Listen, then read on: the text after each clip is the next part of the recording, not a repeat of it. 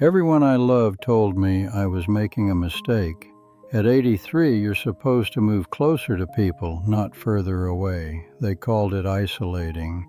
I called it starting over. But I need to be honest with you. For the first 6 months, I woke up every morning thinking they were right.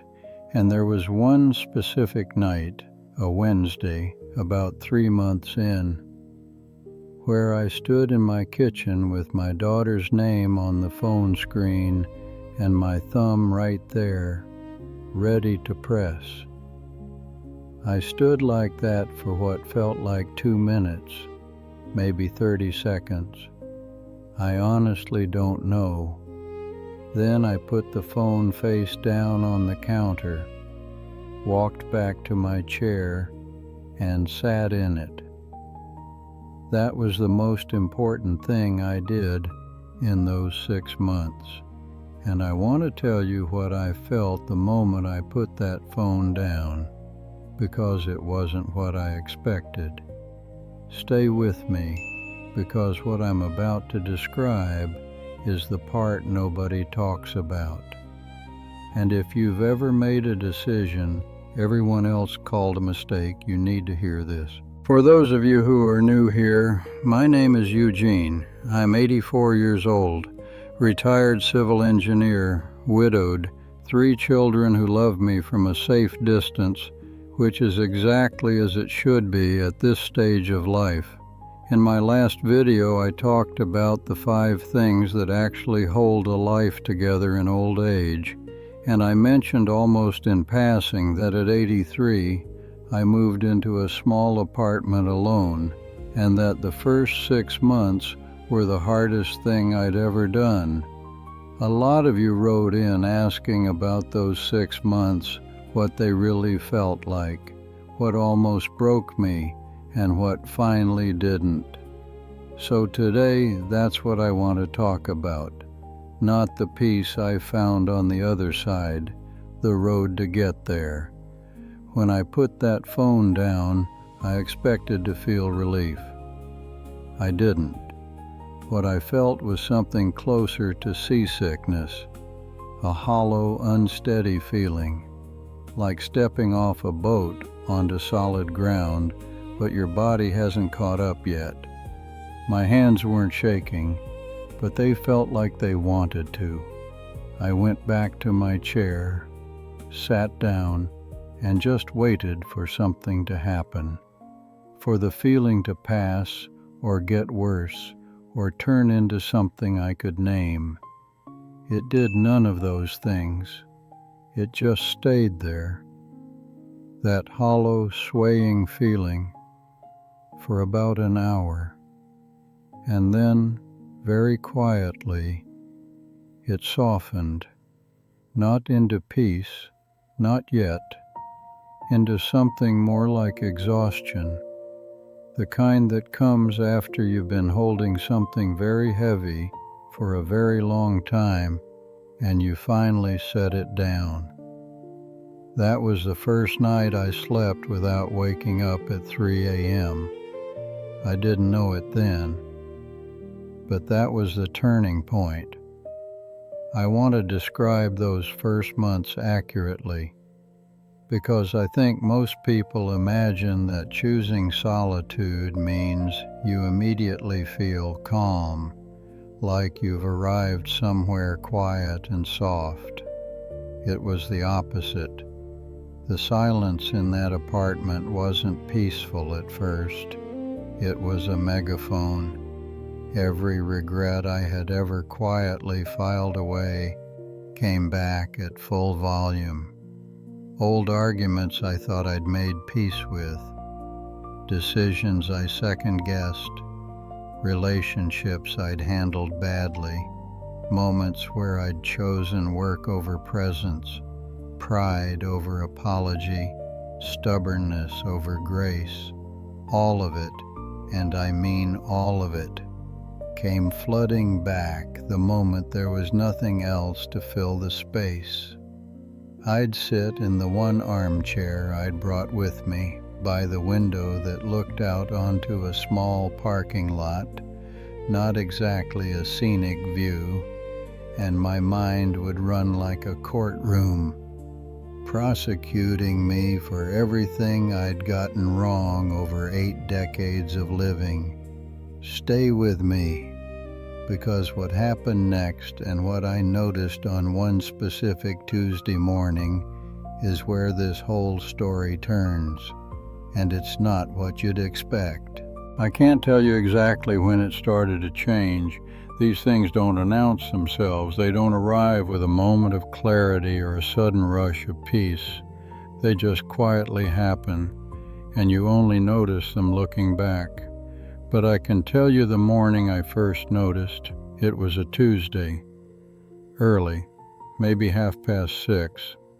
I'd woken up before my alarm the way I sometimes do, and instead of lying there cataloging my regrets the way I'd been doing for months, I just sat up, put my feet on the floor, walked to the kitchen and made coffee, and I stood by the window with that cup, the same window that looked out onto that uninspiring parking lot, and I realized that the noise was quieter, not gone, but quieter, like it had been turned down a notch without me asking. I hadn't done anything differently. I hadn't meditated or journaled or called anyone or read anything particularly wise. I had simply stayed, and something in that staying had apparently been doing its work without my permission. What I started to understand in the weeks that followed was this: the silence hadn't been empty all along. It had been full of things I needed to hear and had been successfully avoiding for most of my adult life. The noise of those first months wasn't the silence torturing me. It was me finally meeting myself, without a role to play, without a title, without someone else's needs to organize my day around. Just me, and 83 years of accumulated living, sitting across from each other with nowhere else to be. And here's what I want to say carefully, because I think it's the most important thing I'll say today. I hadn't been alone in that apartment. I'd been with someone. The someone I had spent 83 years being too busy to sit still with. And it turned out that person, that interior version of myself that I'd been running past for decades, wasn't nearly as frightening as I'd expected. He was actually fairly decent company. Before I tell you what peace actually looks like now, have you ever made a decision that everyone around you called a mistake? Drop a yes or no in the comments. I read every single one. People ask me what my life looks like now, and I think they expect me to describe something picturesque. A garden maybe, or grandchildren visiting on weekends, or some sense of arrival that comes with a view. My life doesn't look like that. I wake up at the same time each morning. I make coffee. I stand by the same window that looks out onto the same parking lot, and I notice things I never would have noticed before. The way the light changes between 6 and 7 in the morning, the particular quiet of a Tuesday compared to a Saturday, the way a warm cup feels different in your hands depending on how you slept. These are not grand things, but they are mine in a way that nothing felt fully mine before. The peace I found in this apartment is not the absence of difficulty. I still have hard days. I still have mornings where the regrets come back louder than I'd like. I still eat soup alone at a small table and feel the weight of that sometimes, but there's no friction anymore. That's the word I keep coming back to. Friction. That low-level resistance I used to carry everywhere, the feeling of being slightly misaligned with my own life, it's gone. Not because everything is perfect, but because I stopped pretending I was somewhere I wasn't and started actually being where I am.